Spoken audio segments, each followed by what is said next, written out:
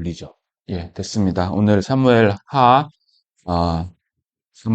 이제 11번째 시간이고요. 오늘은 이제 16장과 17장을 같이 말씀을 나누도록 하겠습니다. 우리가 이제 지난 시간에 이제 다윗이 압살롬의 반역 때문에 이제 피난 가는 내용을 제가 말씀을 드렸고, 이 망명길에 이제 대부분의 이야기는 이제 다윗이 망명하면서 만났던 사람들에 대한 이야기, 그리고 그 중에는 다윗에게 호의적인 사람들 또는 적대적인 사람들에 관련된 내용인데요.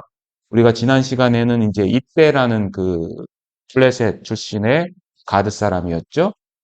군대 장군이었죠. 그 사람이 이제 600명의 부하들과 함께 왔던 이야기. 그리고 대제사장이 뭘 가지고 왔죠? 법궤를 가지고 왔죠. 사독과 아비아달과의 만남.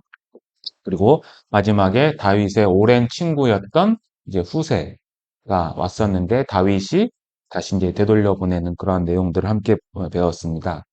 오늘은 이제 16장에서도 계속해서 이제 다윗이 만난 인물들에 대해서 나오는데요. 오늘은 이제 두 명의 인물이 나와요. 앞부분에는 이제 시바라고 하는 그 사람이 나오고요. 그 다음에 후반부에는 시므이라고 하는 사람이 등장을 합니다.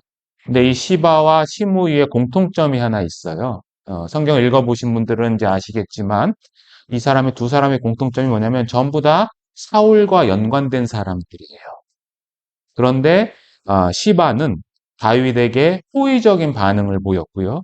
시므이는 그 반대로 적대적인 반응을 보인 사람입니다. 그래서 이제 1절에 보시면은요.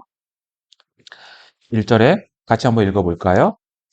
다윗이 무비보셋의 종 시바가 안장 지운 두 나귀의 떡 200개와 건포도 100송이와 여름과일 100개와 포도주 한 가죽부대를 싣고 다윗을 맞는지라. 이제 다윗이 이제 마루턱을 지난 거죠. 감람산 꼭대기에 있는 그곳을 지나니까 이제 무비보셋의 종이라고 설명을 한 시바가 여러 가지 이제 음식들을 가지고 왔어요. 그래서 이 시바는 누구냐면 사무엘하 9장에 보시면 사울 집안의 부유한 종이에요. 왜 부유한 종이냐? 사무엘하 9장에 보면 이 시바에 대해서 쭉 설명을 하는데 시바가 아들이 몇 명이냐고 기록되어 있냐면 15명. 그리고 시바의 종이 20명이라고 기록되어 있어요.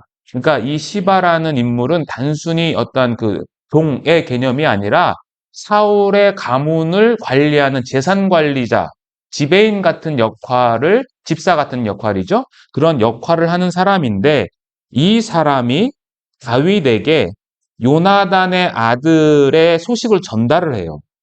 그러니까 다윗이 왕권을 장악한 이후에 이 사울의 후손들, 특히 요나단의 후손을 찾게 되는데 그때 무비보셋을 소개한 인물이 누구냐면 바로 이 시바예요. 그래서 그 시바로부터 무비보셋을 이제 다시 왕궁으로 불러들여서 자신과 함께 음식을 먹을 수 있는 특권을 부여하죠, 다윗이. 그래서 무비보셋의 종이었던 시바가 등장을 하는데 이 시바가 많은 사실 음식을 갖고 왔어요. 성경에 보면 떡 200개, 여름 과일 100개, 그다음에 건포도 100송이, 그다음에 포도주 한 가죽 부대를 갖고 왔는데 성경을 자세히 보시면 이 많은 음식을 어디에 싣고 왔냐고 기록되어 있냐면은 시바가 그다음에 두 나귀에 싣고 왔죠. 근데 두 나귀에 싣고 왔는데 그 앞부분에 수식이 뭐라고 되어 있냐면 안장 지운 두 나귀라고 되어 있어요. 안장이 뭐죠, 여러분들? 그죠? 사람이 타야 할 나귀인 거잖아요. 근데 실제적으로 사람은 여기 탔어요, 안 탔어요? 안 탔죠? 안 탔고 음식을 가져왔다라는 것은 여기서 이 무엇을 이야기하고 싶으냐? 원래는 여기에 누구를 데리고 왔어야 되냐면 무비보셋을 데리고 왔어야 되는 거예요. 그리고 자신도 탈 수 있겠죠. 두 마리니까. 근데 결국 여기에 안장을 지어 타고 갔다라는 것은 이제 나중에 밝혀지지만 이 시바가 이 다윗에게 호의적인 것을 베풀면서 무비보셋에 대한 이야기를 하는데 그것이 거짓말이다라는 것을 전제 조건으로 삼는 거예요. 자, 그래서 이제 시바가 이제 오니까 왕이 묻습니다. 2절 보겠습니다. 왕이 시바에게 이르되 네가 무슨 뜻으로 이것을 가져왔느냐 하니 시바가 이르되 나귀는 왕의 가족들이 타게 하고 떡과 과일은 청년들이 먹게 하고 포도주는 들에서 피곤한 자들에게 마시게 하려 함이니이다. 3절은 같이 읽어볼까요? 왕이 이르되 내 주인의 아들이 어디 있느냐 하니 시바가 왕께 아뢰되 예루살렘에 있는데 그가 말하기를 이스라엘 족속이 오늘 내 아버지의 나라를 내게 돌리리라 하나이다 하는지라. 자, 시바에게 다윗이 이제 좀 두 가지의 질문을 던지는 거예요. 첫 번째는 이게 왜 가져왔느냐라는 거죠. 그러니까 경계를 하고 있어요, 이 다윗이. 왜 경계를 할까요? 그렇죠. 이 사람은 원래 누구 집안의 사람이면 사울 집안의 사람인 거예요. 그래서 경계를 했는데 무슨 뜻으로 가져왔느냐 했더니 시바가 답하기를 굉장히 약간 그 동문서답하는 듯한 느낌이에요. 왜냐하면 뭐라 그러냐면 나귀는요 왕의 가족들이 타고요 음식은 먹고 마시기 위해서 갖고 왔습니다. 이것은 굳이 설명 안 해도 음식은 당연히 먹고 마시기 위해서 드리기 위해서 오는 것이거든요. 그러니까 이 약간의 그 동문서답 같은 답을 하는데 다윗이 지금 그것을 들으면서 그 다음 질문이 뭐냐면 무비보셋의 위치에 대해서 물어보는 거죠. 자, 왜냐하면 자 보세요. 방금 말씀드린 것처럼 사울의 가문 사람들은 다윗이 헤브론에서 왕이 됐을 때 몇 년 통치를 했냐면 7년 6개월을 통치했어요. 그럼 7년 6개월 동안 헤브론에서 통치를 할 때 사울 가문, 이스라엘 사람들은 다윗과 어떠한 관계였냐면 적대적인 관계였어요. 그리고 그 이후에 지금 다윗이 도망을 가고 있고요. 그런 상황에서 만약에 사울 가문의 사람들이 돕는다라면 누구밖에 없냐? 다윗 입장에서 볼 때는 무비보셋밖에 없는 거예요. 왜? 자기가 그렇게 호의를 베풀었으니까. 그런데 그 무비보셋은 오지 않고 시바만 왔기 때문에 의심을 더욱 강력하게 하면서 무비보셋이 어디 있느냐라고 이렇게 물어보는 거죠. 여기서 무비보셋이 어디 있냐라고 물어보는 진짜 의도는 뭐냐면 무비보셋은 지금 누구 편에 섰냐? 다윗 내 편이냐? 아니면 지금 반역한 내 아들의 편이냐라고 하는 것을 물어본 거예요. 그랬더니 시바가 뭐라고 답변하냐면 그가 예루살렘에 있는데 이스라엘 족속이 오늘 내 아버지의 나라를 내게 돌린다라고 얘기했다라는 거죠. 근데 시바의 이 말이 사실일까요? 거짓말일까요? 이건 당연히 거짓말이죠. 왜요?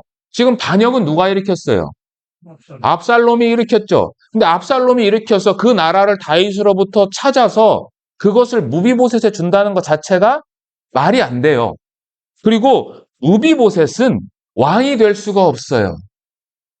왜 없냐면 무비보셋은 두 다리가 저는 불구자예요. 불구자면은 이스라엘 사람들이 왕을 요구했을 때 우리 대신 나가서 전쟁에 싸워줄 사람을 요구했거든요. 그러니까 무비보셋은 전쟁에 나가서 싸울 수도 없는 사람이에요. 그렇기 때문에 이 무비보셋은 동문서답뿐만 아니라 다윗에게 거짓말을 하는 거예요. 시바가요. 그렇죠. 시바 거짓말을 했는데 다윗이 판단력이 흐려져 가지고 이 시바의 말을 이제 진심으로 받아들여서 어떠한 일을 하느냐? 4절 보시겠습니다. 4절. 왕이 시바에게 이르되 무비보셋에게 있는 것이 다 내 것이니라. 시바가 이르되 내가 절하나이다. 내 주 왕이여 내가 왕 앞에서 은혜를 잊게 하옵소서 하니라. 다윗이 오래전에 무비보셋에게 줬던 모든 재산을 몰수해서 다시 그 시바에게 준 거예요.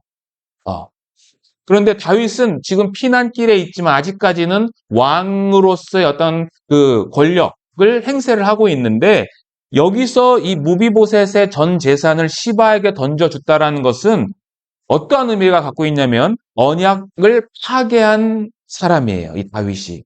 어떠한 언약을 파괴했냐? 왜 요나단의 아들이었던 무비보셋을 다윗이 보호했습니까?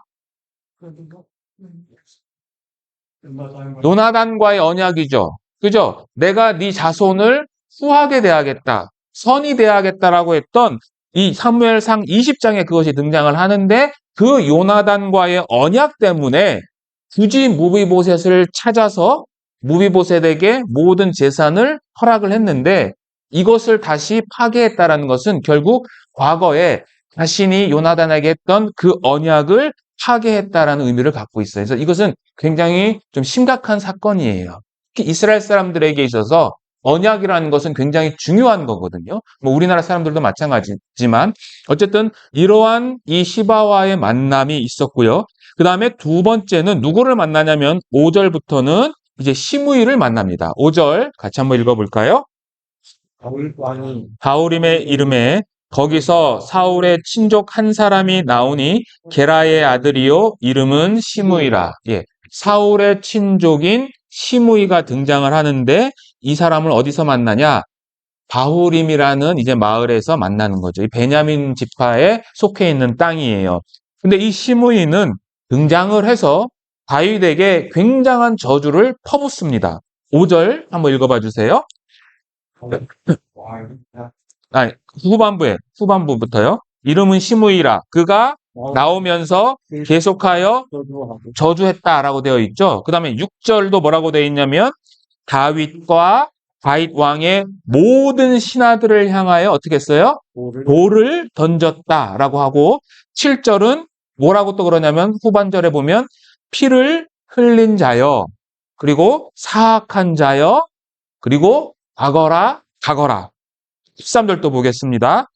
다윗과 그의 추종자들이 길을 갈 때에 시므이는 산비탈로 따라가면서 저주하고 그를 향하여 돌을 던지며 먼지를 날리더라. 그러니까 이 시므이가 했던 이 행동을 5절과 13절이 끝절이 처음과 마지막 절이거든요. 그러니까 앞뒤로 무엇을 강조하냐면 계속해서 저주했고 그리고 그 돌을 던졌다라고 하는 것을 굉장히 강조하는 거예요.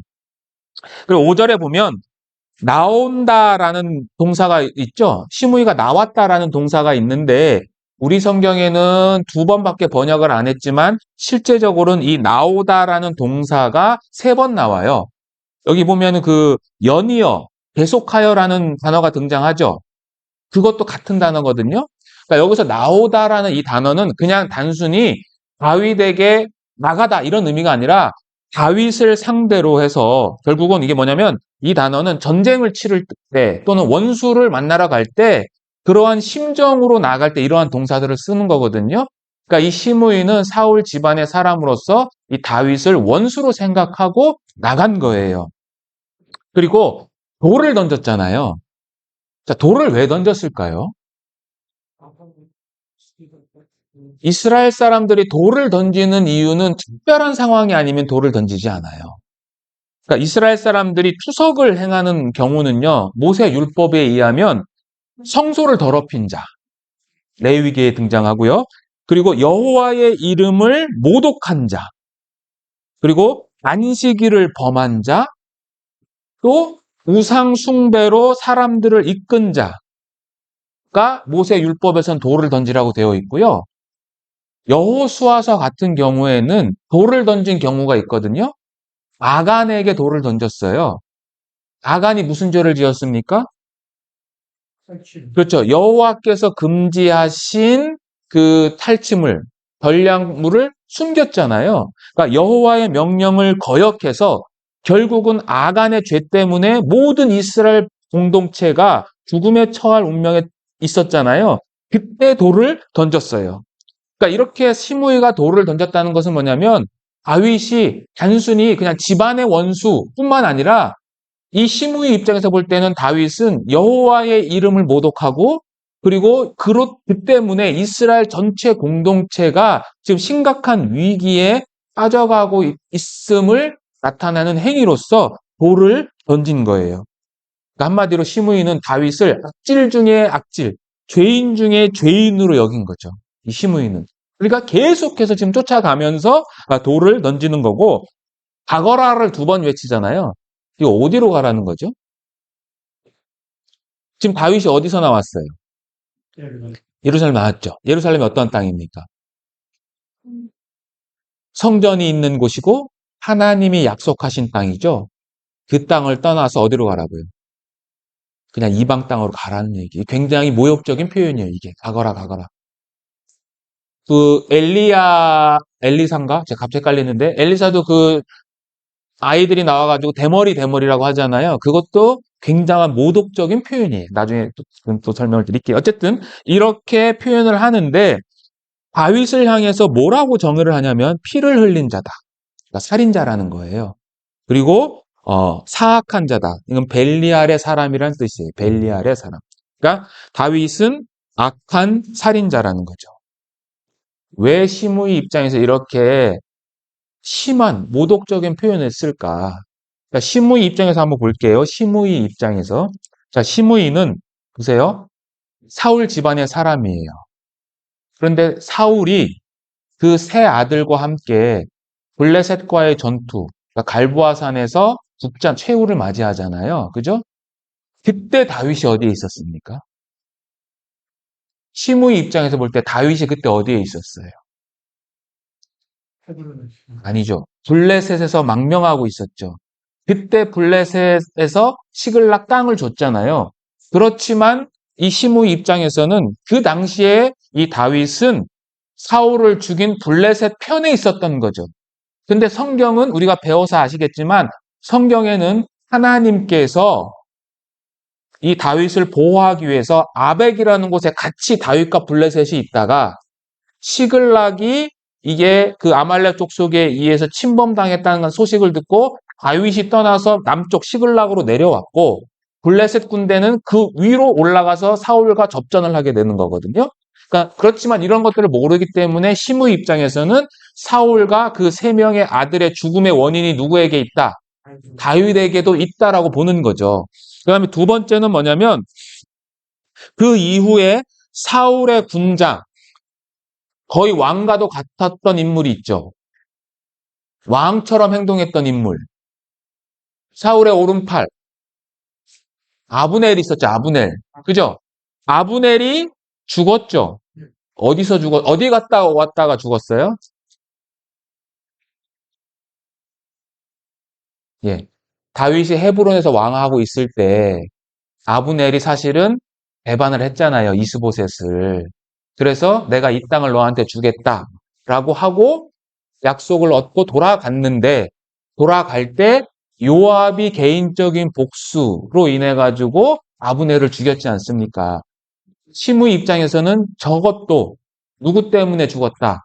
다윗이 암살 지령을 내렸을 가능성이 있다라고 본 거죠. 시므이 입장에서는. 그리고 마지막으로 사울의 이제 마지막 아들 이스보셋도 결국 누구에 의해서 죽었냐? 다윗 때문에 죽었다라고 보는 거죠. 그러나 성경은 뭐라 그래요? 이스보셋의 부하들이 와서 죽이잖아요. 다윗에게 와서 이제 보고를 이제 하는데 어쨌든 이러한 모든 것들을 볼 때 시므이는 다윗을 이 사울 왕뿐만 아니라 사울의 이 왕족들을 멸절한 그 원인에 있어서 직접적으로 또는 간접적으로 영향력을 행사했다라고 시므이는 본 거죠. 그러니까 시므이의 행동은 시므이 입장에서 보면은 굉장히 충직한 행동이에요.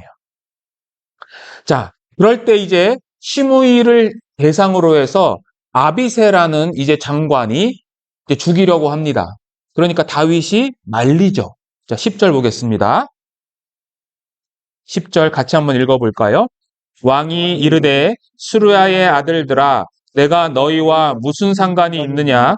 그가 저주하는 것은 여호와께서 그에게 다윗을 저주하라 하심이니 네가 어찌 그리하였느냐 할 자가 누구겠느냐 하고 11절은 제가 읽게요.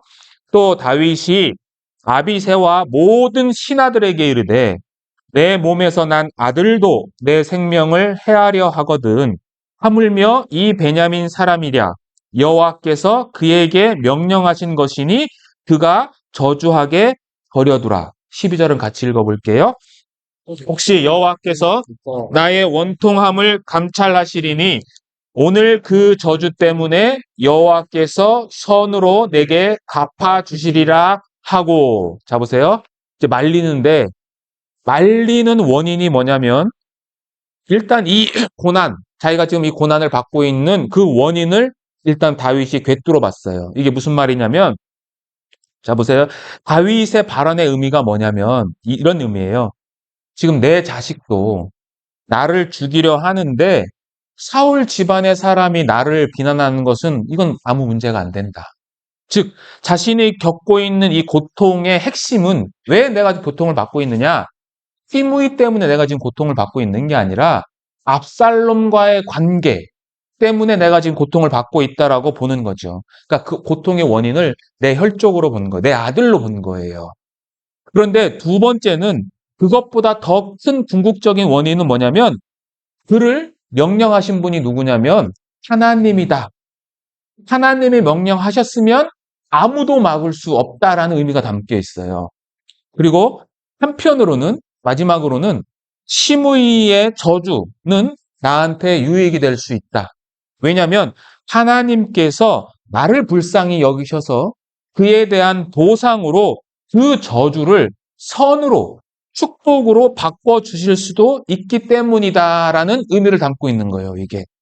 그러니까 아비새는 이 다윗의 고통의 원인을 누구로 본 거냐면 시므이로 본 거죠. 그러니까 표면적이고 그다음에 사실은 부차적인 원인을 제1원인으로 본 거고요. 다윗은 그것이 아니라 진짜 원인, 그러니까 근본적인 원인, 그 1차적인 원인으로 이 사건을 바라본 거죠. 그 1차적인 원인이 사실은 뭡니까? 지금 하나님의 명령이긴 하지만 사실은 왜 지금 하나님이 그런 명령을 내린 거죠? 시므이의 이 고통이 다윗의 인생 가운데에서 왜 일어난 거예요? 다윗이 왜 압살롬의 반역에 대해서 도망을 갔습니까? 왜 압살롬이 반역을 일으켰죠? 그 깊은 원인이 뭡니까? 다윗의 죄죠. 벳세바를 범한 다윗의 죄 때문에 이 지금 고난을 겪고 있는 거잖아요. 그러니까 가장 기초적인 원인이 뭐냐? 자신의 지은 죄예요. 그러니까 다윗은 자신을 왕으로 보는 게 아니에요. 왕이면 지금 어떡하겠어요? 내가 지금 왕이라는 신분을 갖고 있다라고 지금 자기의 정체성을 그렇게 갖고 있으면 어떡하겠어요? 여러분들 같으면. 당장 죽이라고 그러죠. 그죠? 그리고 그럴 수 있어요. 아비새뿐만 아니라 다른 부하들도 많이 있었으니까. 다윗은 그렇게 안 한 거예요. 지금 자신의 입장을 뭘로 봤냐? 왕이 아니라 죄인으로 본 거예요. 죄인으로. 그래서 모든 환경 속에서 다윗은 하나님을 또 바라본 거죠.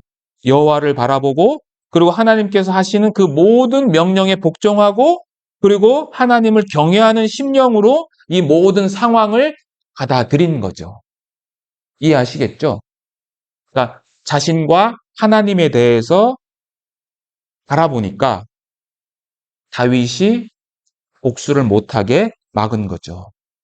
그래서 제가 고난의 이제 원인을 꿰뚫었던 다윗, 그리고 여호와를 인정하고 복종한 다윗이라고 제가 제목을 붙인 거죠. 자, 신약에도요, 이런 유사한 일을 행했던 사람이 있습니다. 자, 다윗은 예수 그리스도의 모형론적인 인물이라고 제가 말씀드렸죠. 예수님의 제자 중에서도 지금 이 아비새처럼 행했던 인물이 있어요. 요한복음 한번 보실래요? 요한복음. 신약성경. 요한복음 8장.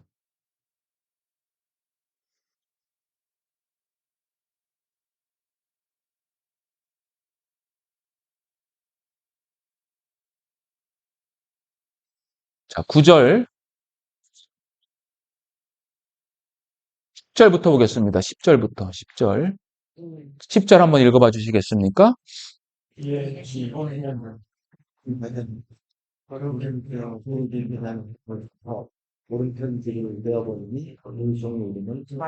예. 지금 이제 유다의 그 고발로 인해 가지고 지금 대제사장들과 로마 군병들이 예수님을 잡으러 왔죠. 그때 누가 등장했어요? 베드로가 등장을 해서 칼을 빼서 말고의 귀를 잘랐죠. 그렇죠. 베드로는 지금 주님을 보호하기 위해서 말고의 귀를 잘랐어요. 맞죠? 베드로가 말고 사무라이가 아니에요. 베드로는 그는 어부예요. 그럼 귀를 여러분들 칼을 들어서 귀를 정확하게 딱 자를 수 있습니까? 불가능해요. 베드로는 말고를 죽이려고 한 거예요. 그런데 그게 귀를만 베게 된 것뿐이었어요. 그때 예수님이 뭐라고 하십니까? 11절 한번 읽어봐 주세요. 예수께서 베드로로 이르시되 칼을 집에 꽂아 넣어라. 아버지께서 주신 날 내가 말씀이 아니하겠느냐. 요게 핵심이에요. 제가 말씀드리고자 하는 핵심. 아버지께서 내게 주신 잔을 마시지 않겠느냐. 주님은 이 베드로의 행동에 대해서 베드로는 지금 1차적인 원인을 보고 있지만 이 고난, 내가 지금 십자가에 가서 죽어야 되는 이 고난의 원인은 누가 주신 거다? 하나님께서 나에게 주신 거다라고 하면서 칼을 집어 넣으라고 이야기를 한 거죠. 그러니까 주님 역시 이 2차적인 원인, 그러니까 진짜 원인을 발견하지 않으신 거. 그러니까 2차 원인, 그러니까 부차적인 게 아니라 1차적인 원인에 대해서 주님은 꿰뚫어 보신 거죠. 그렇기 때문에 그를 만류한 거죠. 결국 예수님의 삶 가운데에서는 자신에게 닥쳐온 모든 고난과 고통을 표면적인 이유로 바라본 것이 아니라 하나님께서 내게 그 고통을 허락하셨다라고 하는 섭리로서 바라본 거예요. 그러므로 우리들도 마찬가지예요. 지금 여러분들이 어떠한 상황을 겪고 있는지는 나 자신 외에는 100% 아는 사람이 없어요. 그러나 그 모든 고난과 고통은 누가 허락하신 것이냐? 설령 내가 죄 때문에 그러한 고통이 왔다고 하더라도 그 모든 고난은 하나님께서 허락하신 것 안에 들어있다는 거죠. 그럼 우리는 해야 할 게 뭐가 있어요? 순종. 그리고 결국은 그를 범사에 인정하는 거예요. 결국 순종한다는 것은 범사의 그분을 인정한다는 거거든요. 여러분들 우리 수요일 날 기도에 대해서 배웠잖아요. 기도를 하는 여러 가지 이유가 있지만 기도를 하는 여러 가지 이유 중에 오늘 말씀과 결부돼서 원인을 찾아보면 결국은 기도는 나의 연약함을 인정하는 거죠. 그죠? 그리고 그 연약함을 인정함과 동시에 범사의 하나님을 인정한다라고 하는 표시예요, 기도가. 그러니까 기도라는 것은 그런 거거든요. 그러니까 우리의 삶 속에서도 다윗처럼 또 주님처럼 범사의 그분을 인정하는 삶으로서의 그러한 삶을 사실은 살아가야 된다라는 교훈을 우리에게 주고 있는 거예요. 자, 조금 더 다른 이야기를 하면 시므이에 대해서 평가를 한번 해보자고요. 아까 말씀드린 것처럼 시므이는 사울 집안의 흠직한 사람이고 사울 집안에서 보면 굉장히 의리 있고 신의가 가득한 자예요. 그죠? 그러니까 역사적인 평가는 그렇게 내릴 수 있겠죠. 사람이 보는 관점에서는. 근데 하나님의 입장 또는 신학적인 평가를 내리면 시므이는 어떠한 사람입니까? 시므이는 지금 누구를 대적했죠? 다윗을 대적했죠. 다윗은 어떠한 인물이냐면 하나님으로부터 기름 부음을 받은 선택받은 자죠. 결국 시므이가 대적했던 다윗은 인간 다윗이 아니라 그 배경에 계신, 그 뒤에 계신 하나님을 대적한 거죠. 결국 우리 역시 시므이처럼 그런 표면적인 것을 통해서 평가를 해야 되는 게 아니라 그 이면에 있는 결국 하나님의 뜻이 무엇인지 정확히 그리고 충분히 파악을 한 다음에 모든 사람에 대한 비평이나 평가를 내려야 한다는 것을 또 이 말씀을 통해서 우리에게 교훈을 주고 있습니다.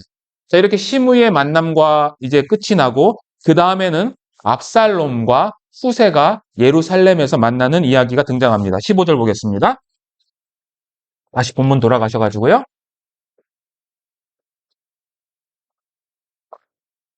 15절 제가 읽어볼게요.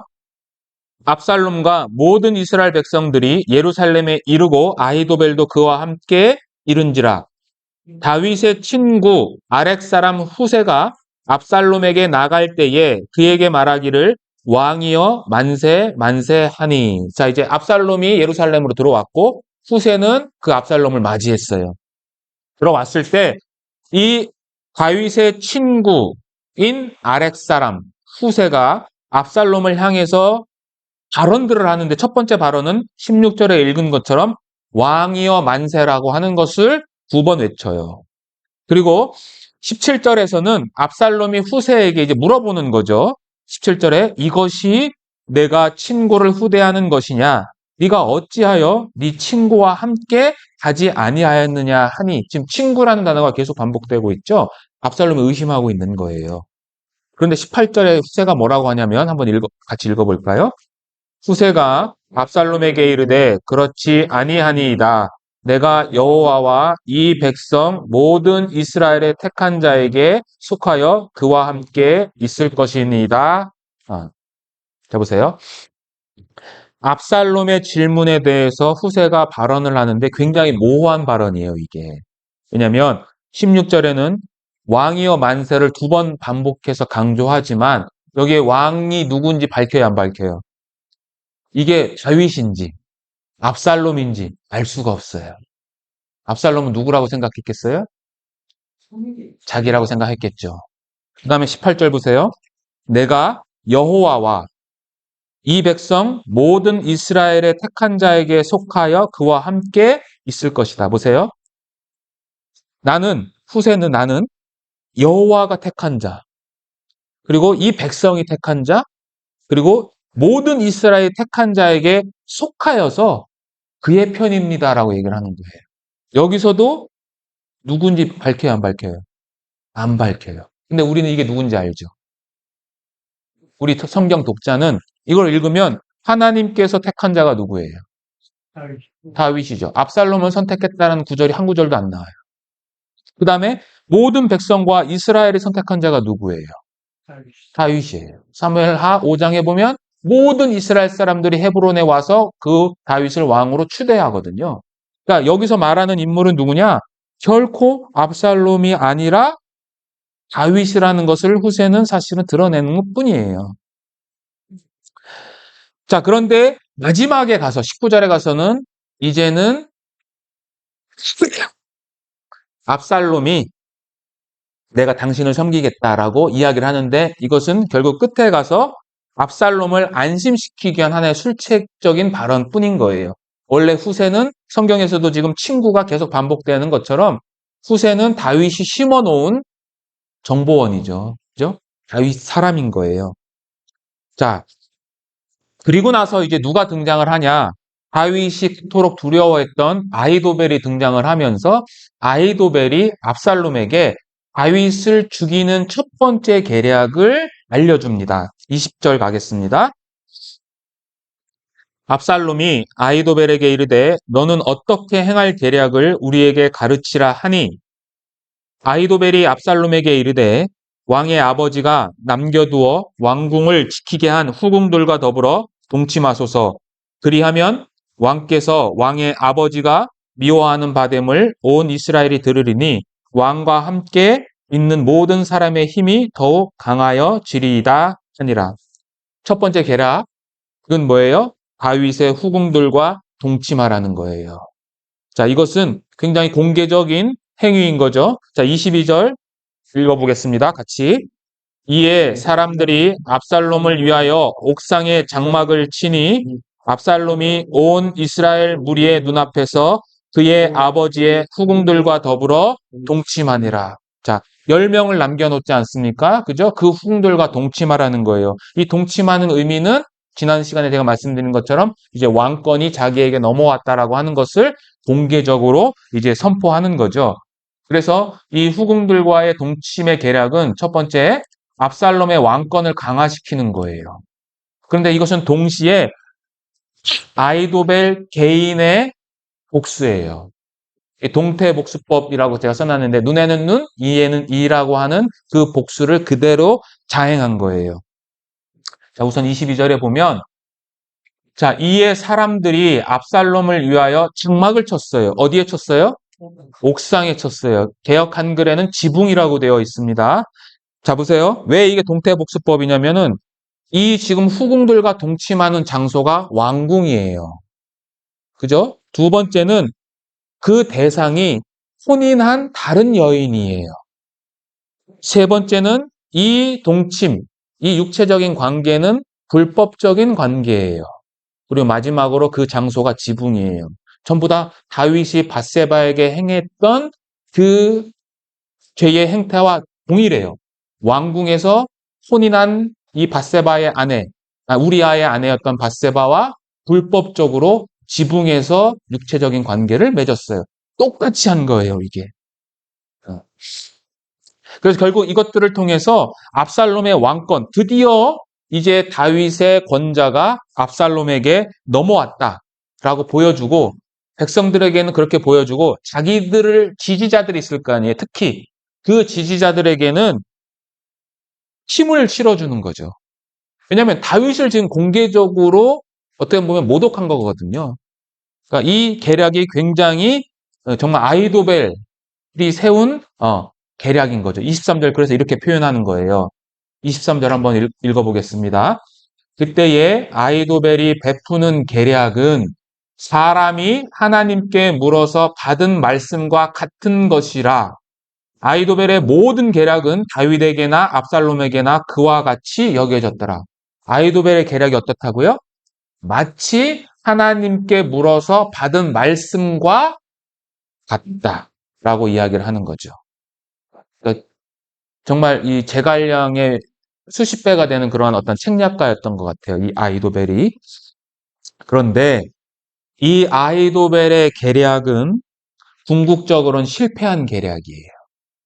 왜 실패한 계략이냐면 이 계략 자체가 하나님의 말씀을 거역하는 계략이에요. 레위기서 20장에 보시면 이렇게 되어 있어요. 누구든지 그 아버지의 아내와 동침하면 어떻게 되라냐면 죽여버려라 되어 있거든요. 그러니까 레위기의 율법, 하나님의 말씀을 정면으로 도전한 계략이에요.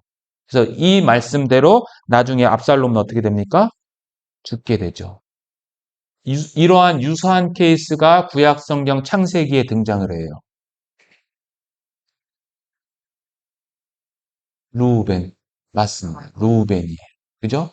루벤이 자신의 아버지의 아내가 첩을 포함해 총 몇 명이었죠? 4명이었죠. 그 중에 빌하와 동침했죠. 루벤은 야곱의 기력, 장손, 장자였어요. 근데 그 빌하와 동침함으로 말미암아 장자권이 끊어지죠. 장자권이 끊어졌다는 것은 그의 생명을 잃었다는 것과 마찬가지예요. 그러니까 이 루벤처럼 압살롬도 하나님으로부터 끊어질 자라는 것을 보여주는 내용이죠. 그래서 이러한 상황들을 볼 때 여러분들에게 조금 더 말씀드리고 싶은 건 뭐냐면 지금 하나님께서 다윗을 징계하고 계시잖아요. 근데 이 징계하실 때 굉장히 철저하게 징계하시는 거예요. 방금 말씀드린 것처럼 그 지붕이에요. 지붕. 그죠? 이 지붕은 다윗이 밧세바를 그 간음한 죄가 시작된 곳이에요. 왜 다윗이 밧세바를 범하게 됐습니까? 오후에 나지막히 일어나가지고 그 지붕 위에서 딱 바라봤는데 거기에 목욕하는 여인이 보였죠. 죄가 시작한 곳이에요. 신약의 표현에 의하면 이 죄는 마음으로 시작할 때부터 죄를 지은 거잖아요. 그러니까 눈으로 바라보는 그 장소, 그 지붕에서 이 아이도벨에 의한 그 계략이 성취된 거죠. 그리고 많은 학자들은 이 다윗이 밧세바를 범한 그 장소도 그 지붕이라고 이야기를 해요. 그 장소에서 똑같이 이 다윗도 어떤 고난을 겪게 되는 게 만드신 거예요. 두 번째는요, 우리가 좀 전에 배웠지만 시므이가 막 저주했잖아요. 그죠? 시므이가 저주한 장소가 어디입니까? 5절 보세요. 5절. 다윗 왕이 어디에 이르렀어요? 바후림. 바후림에 이르렀죠. 그죠? 바후림. 맞죠? 이 바후림이 어떤 장소냐면요. 과거에 이 다윗이 사울의 세력을 이제 수용하겠다는 정치적인 계산으로 아브넬에게 누구를 요구를 하냐면 미가를 요구해요. 미가를 데려와라. 그때에 미갈은 이미 다른 사람의 아내가 되어 있었거든요. 발디엘이라는 사람의 아내가 되어 있었어요. 이 발디엘이 이 미갈을 강제로 지금 데려가는 거잖아요. 그래서 쫓아와요. 계속해서 울면서. 어디까지 쫓아오는지 아세요? 사무엘하 3장 16절 한번 보세요. 사무엘하 3장 16절.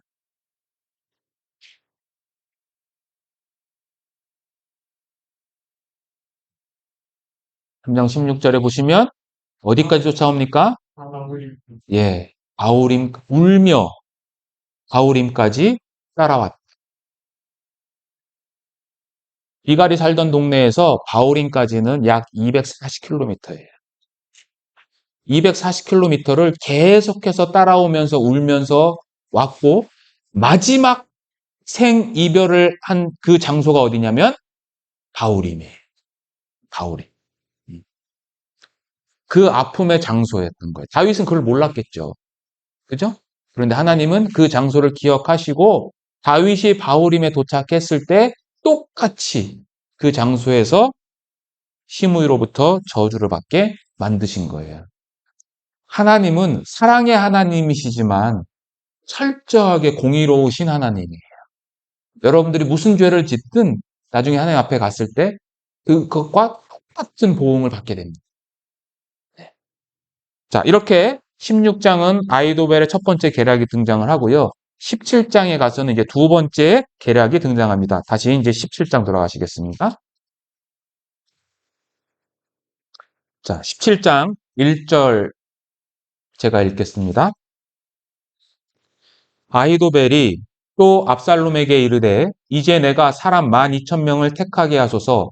오늘 밤에 내가 일어나서 다윗의 뒤를 추적하여 그가 곤하고 힘이 빠졌을 때에 기습하여 그를 무섭게 하면 그와 함께 있는 모든 백성이 도망하리니 내가 다윗 왕만 쳐 죽이고 모든 백성이 당신께 돌아오게 하리니 모든 사람이 돌아오기는 왕이 찾는 이 사람에게 달렸음이라. 그리하면 모든 백성이 평안하리이다 하니. 읽겠습니다. 압살롬과 이스라엘 장로들이 그 말을 옳게 여겼더라. 자, 두 번째 이제 계략을 합니다. 이제 다윗을 몰살시키기 위한 군사적인 계략이에요. 이 계략의 특징은요. 첫 번째는 압도적인 병력 사용이에요. 지금 아히도벨이 12,000명의 군사를 이끌고 데리고 가겠다는 거예요. 당시 다윗의 군사는 약 2,000명 정도로 추정을 합니다. 그러니까 이때가 데려왔던 약 600명의 군사를 포함해서 한 2,000명 정도. 그러면 한 6배 정도, 뭐 적게는 5배 이상 많은 이전 수적 우세를 가지고 그 다음에 기습 공격하겠다는 거죠. 성경에 보면 오늘 밤에라고 했죠. 오늘 밤에. 지금, 그러니까 오늘 밤에 내가 가는데 다윗이 지금 어떠한 상태냐? 2절에 보면 그가 피곤하고 힘이 빠졌을 때 내가 기습하겠다라고 하는 거죠. 기습 공격이고. 세 번째는 표적에 집중한 공격이에요. 다른 사람 필요 없고요. 누구만 죽이겠다. 다윗을 죽이겠다. 목표가 아주 확실해요. 자, 왜 필요 이상의 살생을 할 필요가 없는 거예요. 다윗만 없어지면 그 나머지 사람들은 압살롬에게 돌아올 확률이 높아요. 그렇죠? 뿐만 아니라 다윗과 함께한 사람들도 결국은 압살롬이 포용해야 돼요. 다윗이 죽게 되면. 그러니까 나는 다윗만 죽이겠다는 거예요. 그리고 마지막으로는 당신은 출전하지 마십시오. 나만 가겠습니다라고 해요. 그래서 1절에 보면 내가라는 단어가 3번 등장해요. 내가 12,000명 택하고 내가 오늘 밤에 일어나고 내가 그를 쫓아가겠습니다. 그러니까 압살롬 입장에서는 굉장히 꼭 먹고 알 먹는 거예요. 자기가 출전하지 않아도 이러한 기습적인 공격을 통해서 다윗을 몰살시키는 거예요. 그러니까 이런 것들을 볼 때 아히도벨은 정말 다윗이 두려워해서 기도할 만한 인물인 거예요. 또 하나, 압살롬이 미출전하면 좋은 게 있어요. 압살롬이 출전하잖아요. 누구를 죽여야 돼요? 예, 아버지를 죽여야 돼요. 아무리 패륜하지만 아버지를 죽인다는 것은 쉬운 게 아니에요. 이방원도 자기 아버지는 못 죽이잖아요. 그죠? 그러니까 이런 것들을 모두 감안한 이 아히도벨의 계략은 너무나 뛰어나요. 그러면 이 계략을 들었을 때 첫 번째 계략, 후궁들과 동침하자고 했을 때 압살롬은 그대로 시행을 하죠. 근데 이 두 번째 계략, 이 계략만 성공하면 다윗은 완전히 몰살당하고 죽게 되고 왕권은 자기께 돌아오는데 희한한 구절이 있어요. 5절이에요. 5절 한번 같이 읽어볼까요? 압살롬이 이르되 아렉 사람 후세도 부르라. 우리가 이제 그의 말도 듣자 하니라. 후세를 불러요. 다윗의 친구였고 의심했는데 후세를 불러. 이거 하나님의 은혜인 거죠. 자, 그래서 이제 후세가 등장을 해서 후세가 이 아히도벨의 계략에 대해서 자신의 발언을 합니다. 근데 이 발언의 방향이 크게 두 가지예요. 7절부터 10절까지는요. 아히도벨의 계략을 비평을 해요. 근데 비평만 해서는 안 되죠. 그에 못지않은 대안을 제시해야 돼요. 그게 11절부터 13절이에요. 자, 7절 한번 제가 읽어볼게요. 후세가 압살롬에게 이르되 이번에는 아히도벨이 베푼 계략이 좋지 아니하나이다. 첫 번째 발언이 뭐냐면 아히도벨의 계략이 안 좋아요라고 이야기를 하는 거예요. 이 발언이 후세의 입장에서는 어떠한 의미로 담겨 있겠습니까, 여러분들? 자, 보세요. 일단 압살롬은 후세의 충성심을 의심했었죠. 그러죠? 네가 어찌해서 친구와 가지 않았느냐라고 얘기했던 그 압살롬에게 얘기하는 거예요. 두 번째는 이 아히도벨의 계략은 압살롬뿐만 아니라 모든 사람이 다 좋게 여겼던 계략이에요. 그리고 마지막으로는 아히도벨의 계략을 비평하는 것은 결과적으로 자신의 의심을 더 불러일으키게 하는 역할이 되는 거예요. 이럼에도 불구하고 첫 번째 구절이 좋지 않다라고 딱 얘기를 하는 거죠.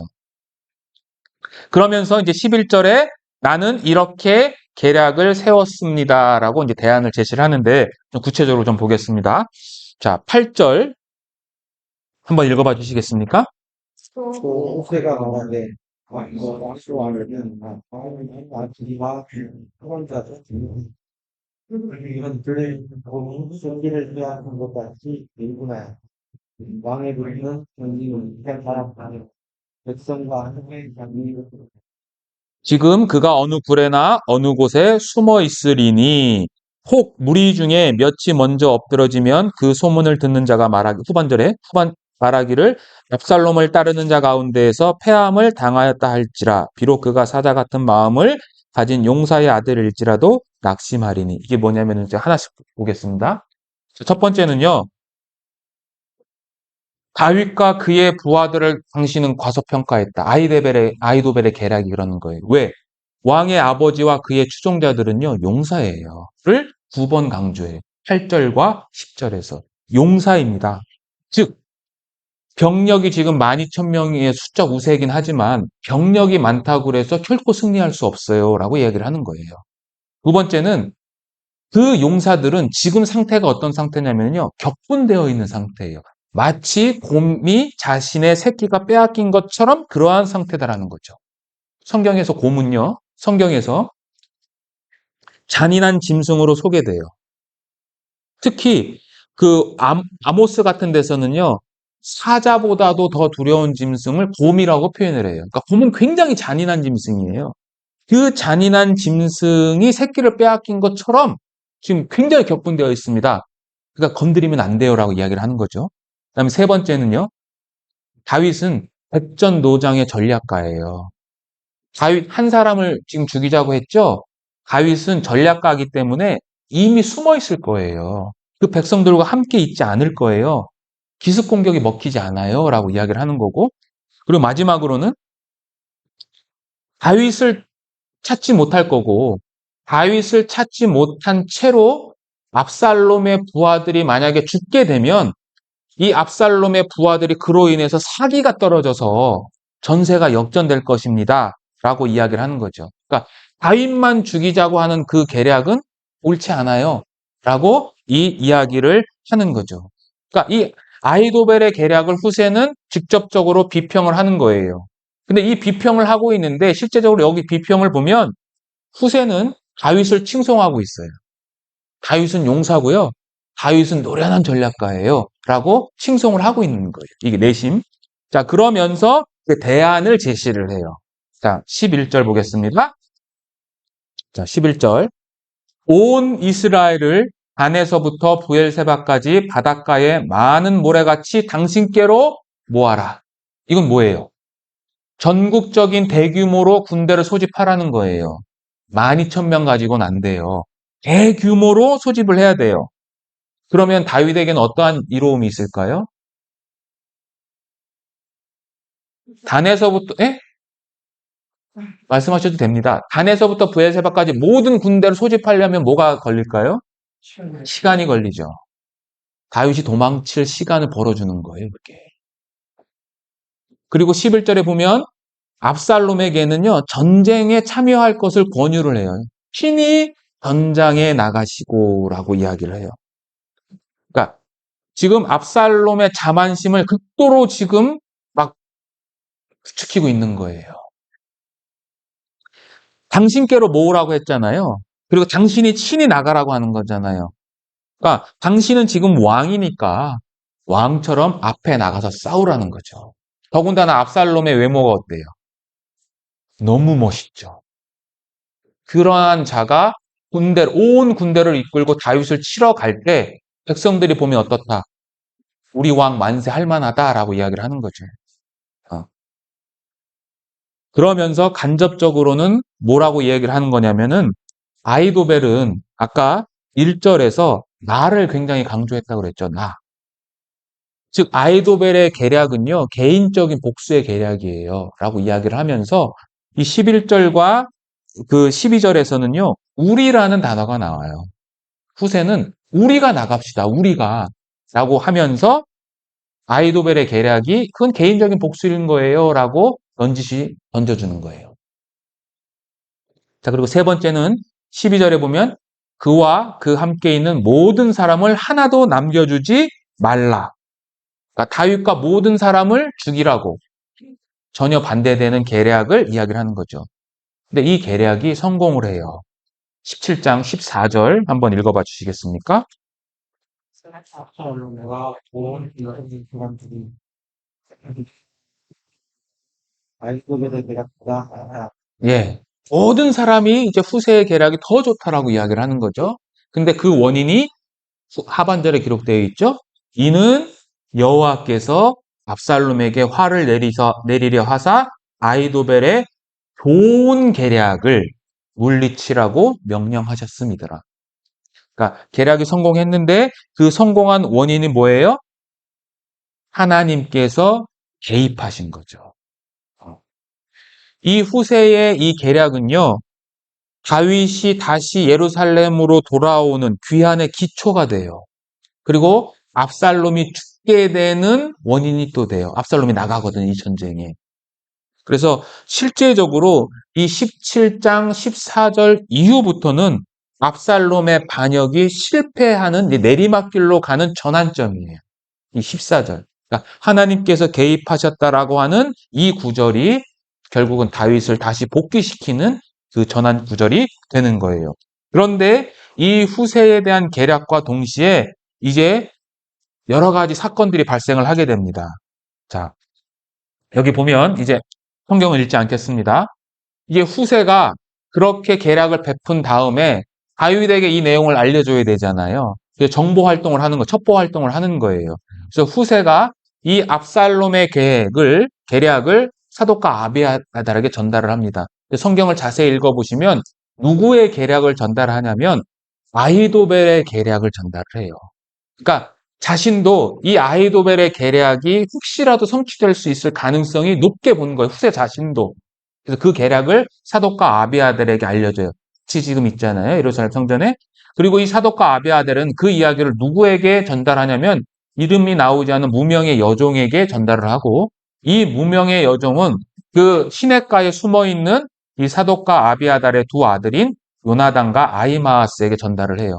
근데 그 전달하는 장면을 어떠한 청년이 목격을 해서 압살롬에게 통보를 합니다. 그 통보할 때에 이 두 아들은 바후림에 있는 또 어떤 사람의 집으로 이동을 하게 됩니다. 거기에서 그 사람의 아내 되는 그 여인이 우물에 숨겨줘요. 마치 라합이 그 정탐꾼들을 숨겨준 것처럼. 그리고 나서 이 압살롬에게 에 의해서 쫓아온 추격자들이 그 집에 도착을 하는데 그 여인이 거짓 정보를 제공을 해서 그들을 따돌립니다. 그리고 그 우물에서 나와가지고 다윗에게 도착을 해서 그 아이도벨의 계략을 알려줘서 다윗이 신속하게 이동하고 결국은 탈출을 성공하게 됩니다. 이 모든 것들은 결국 사무엘하 17장 22절에서는 하나님의 보호하심이라고 규정짓고 있어요. 여기 읽겠습니다. 22절 같이 한번 읽어볼까요? 다윗이 일어나 모든 백성과 함께 요단을 건널새 새벽까지 한 사람도 요단을 건너지 못한 자가 없었더라. 이 밤이니까 한 새벽까지 한 32km 정도 떨어져 있거든요. 요단강가 넘어가까지 갔는데 여기 강조점이 뭐냐면 한 사람도 요단을 넘지 못한 자가 없었다라는 거죠. 그러니까 여러분들 이 상황을 한번 보세요. 이 밤에 지금 일어나는 거잖아요. 그죠? 저녁 때부터 이 밤 새벽까지 아이도벨의 계략을 베풀었죠. 후세가 그 계략을 비평하고 대안을 제시했죠. 그리고 이 정보를 전달하잖아요. 정말 이 사건 속에서 우리가 마치 이것을 영화로 본다라면 굉장히 지금 드라마틱한 그런 상황이 벌어지고 있는 거예요. 그런데 이 성경 저자가 왜 이렇게 정보의 전달 과정, 특히 이런 것들을 왜 이렇게 자세하게 설명을 할까? 왜 서술을 할까? 제가 생각해 봤거든요. 근데 그 이유가 여러 가지가 있겠지만 저는 무엇을 강조하고 싶으냐면 여기 이름이 나오지 않는 사람들이 있어요. 여종이 있고요. 바울임에 있는 어떤 사람이 있고, 남자가 있고, 그 아내가 있어요. 이 무명의 조력자의 중요성을 보여주는 것 같아요. 그러니까 다윗이 탈출하게 성공하게 된 원인은 실제적으로는 다윗이 계략을 베푼 거예요. 후세와 사독과 아비아달을 먼저 돌려보냈거든요. 그러나 그것뿐만 아니라 그 안에서 후세가 계략을 베풀었고 그 계략을 전달하는 과정 가운데에서 이 무명의 조력자들이 없었다라면 다윗은 결코 살아남을 수 없었다라는 거죠. 그러니까 이 다윗의 이 계략은 이러한 사람들의 조력이 있었다는 거죠. 우리들도 마찬가지죠. 우리들이 어떤 교회 공동체 안에서 하나님의 일을 행할 때 앞에서 뭐 말씀을 전하는 사람은 눈에 잘 띄니까 그 사람만 역할을 올바르게 수행한다고 되는 것이 아니라 사람들 편에서는 누군지 모르고 이름도 알 수 없지만 그러한 모든 분들이 함께 합력해서 할 때 그 하나님의 일이 선을 이룬다는 거죠. 그리고 하나님은 그 모든 분들을 살펴보고 계시고 하나님만이 보시는 그 성경책에 그 모든 활동들을 기록하고 계신다라는 거죠. 그러니까 우리가 얼마 남지 않은 이 사경회를 준비하면서도 앞에서 준비하는 사람들뿐만 아니라 뒤에서 묵묵히 기도와 함께 봉사와 희생으로서 함께 숨길 때에 이 하나님의 역사가 올바로 이루어질 거라고 저는 믿습니다. 자, 이렇게 그런 첩보 활동을 할 때 아이도벨은 이제 고향에 돌아가서 죽습니다. 자기의 계략이 이제 받아들이지 않은 것 때문에 이제 고향에 돌아가서 목을 매서 죽는데 이것은 단순히 내 계략이 통하지 않았다라고 하는 그러한 그 절망감 때문이 아니라 아이도벨은 지략가잖아요. 멀리 본 거죠. 자신의 계략이 통과되지 않으면 결국 누가 지게 되는 거예요. 압살롬이 패배하게 되는 거고 압살롬이 패배하게 되면 결국 자신 얻게 되는 거예요. 자기는 죽게 되는 거죠. 그러니까 그것을 예견하고 고향으로 돌아가서 죽게 된 거죠. 그리고 그 죽음은 압살롬에게 있어서는 큰 손실이에요. 그죠? 굉장히 큰 손실이죠. 근데 여기서 우리가 한 가지 중요한 것은요. 자, 보세요. 압살롬은요. 자신이 왕권을 탈취할 때 누구한테 물어봅니까? 우리가 지금 성경에서 보면 누구한테 물어봐요? 사람 누구? 아이도벨한테 물어보죠. 다윗과 차이점이 있죠. 그죠? 다윗은 자신이 고난을 겪을 때 그의 일생 동안에 누구에게 묻습니까? 그렇죠.